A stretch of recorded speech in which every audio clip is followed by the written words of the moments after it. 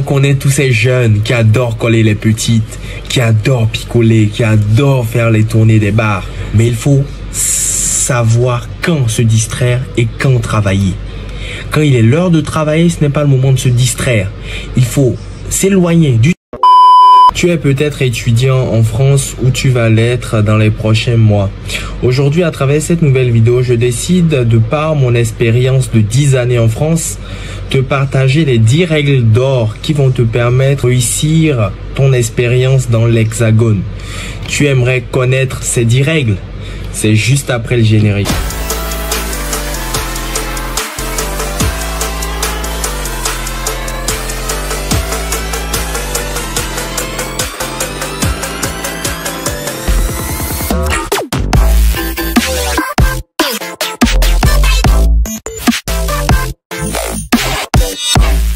Salut à toi, moi c'est Christian Azad de la chaîne EVF, étudier et vivre en France.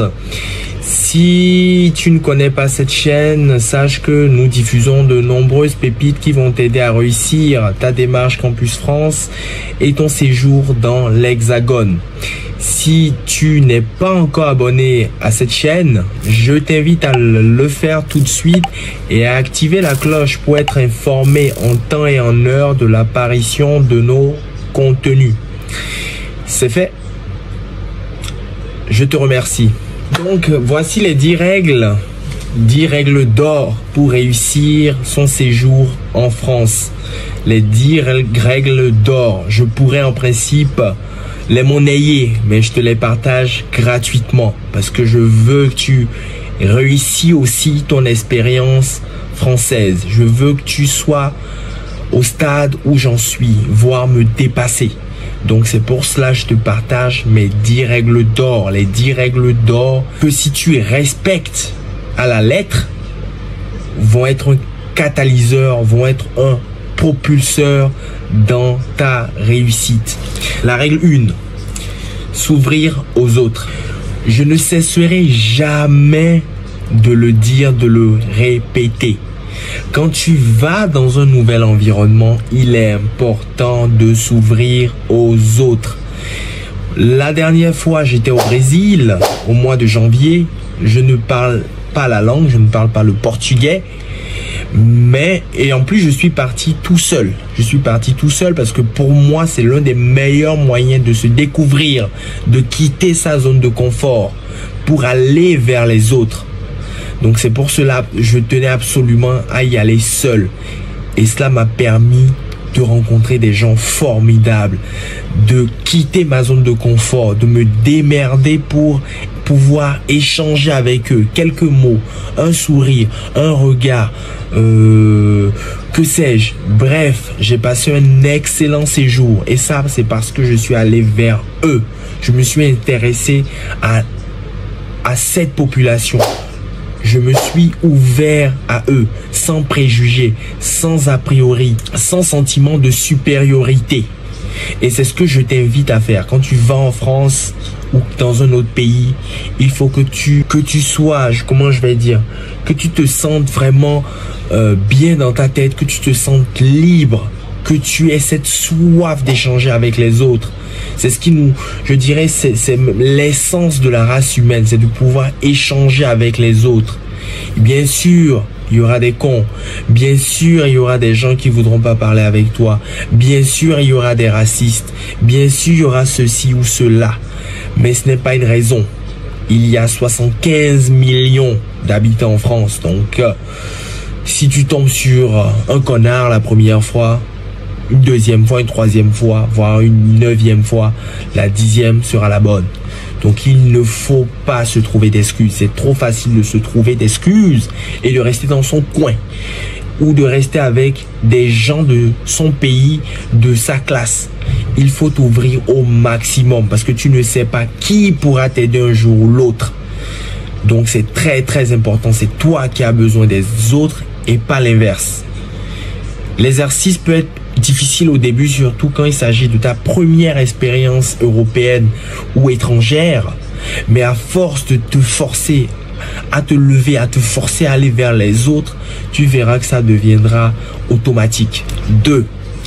participer aux événements de la ville et de l'école. Oui, les événements organisés par la ville dans laquelle tu vis ou de ton école représentent un moyen de se faire des contacts, un moyen d'échanger, un moyen de faire un pitch, un moyen de se présenter, un moyen d'apprendre, d'emmagasiner à travers les échanges, à travers des séminaires, à travers je sais pas, des exposés, à travers des discussions.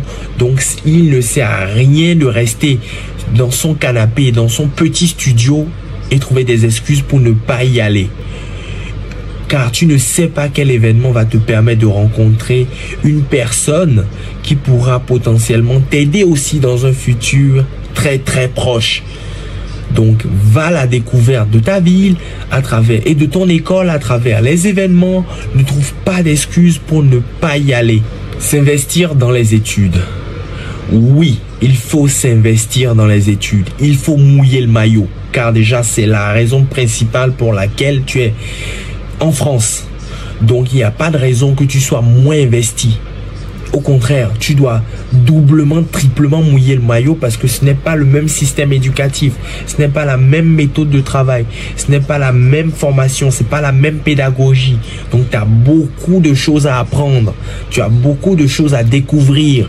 Tu as beaucoup de choses à emmagasiner. Donc, il faut que tu sois bien investi. Il ne faut pas que tu te contentes que des heures de cours. Il faut que tu sois à la bibliothèque. Il faut que tu sois présent lors des travaux de groupe. Et il y a beaucoup des étudiants en France qui passent des heures le week-end, en semaine, jusqu'à 20 heures, jusqu'à pas d'heure, jusqu'à la fermeture de la bibliothèque pour se former, pour se cultiver, pour faire des recherches. Et pourquoi pas toi? Tu te crois trop intelligent pour passer ton temps dans la bibliothèque? Tu te crois trop instruit pour ne pas te former, pour ne pas lire? Non, il faut que tu le fasses pour avoir les meilleures notes possibles.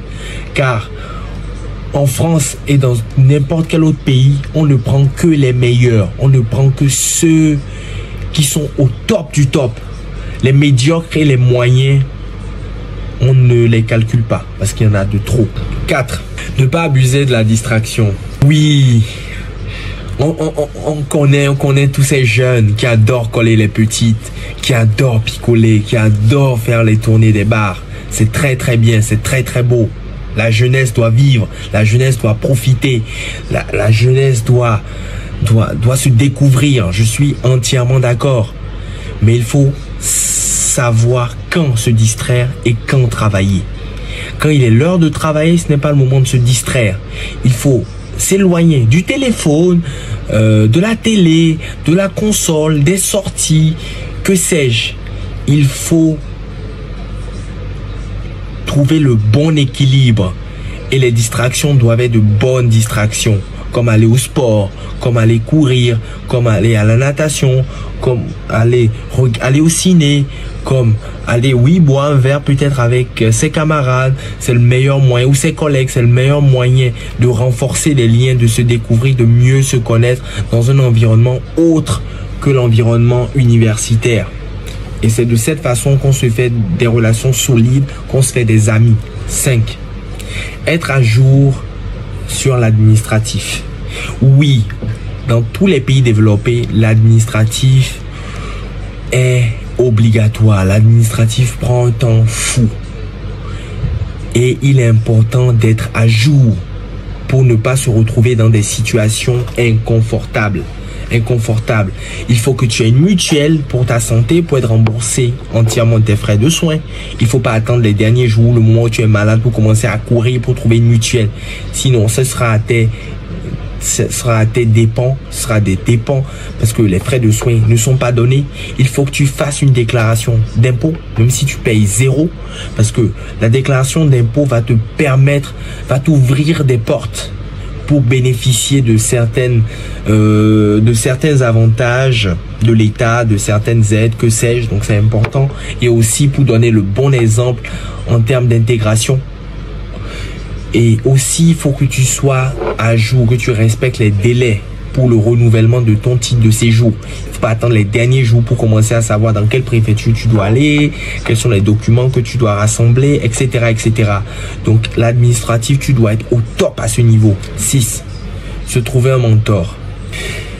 Se trouver un mentor peut être se trouver un aîné qui est passé par la même voie que toi, qui a vécu les mêmes choses et qui a une certaine expérience, qui peut t'aider justement à éviter de répéter certaines erreurs, qui peut te donner des conseils, qui peut t'écouter, qui peut te guider, qui peut te faire des suggestions.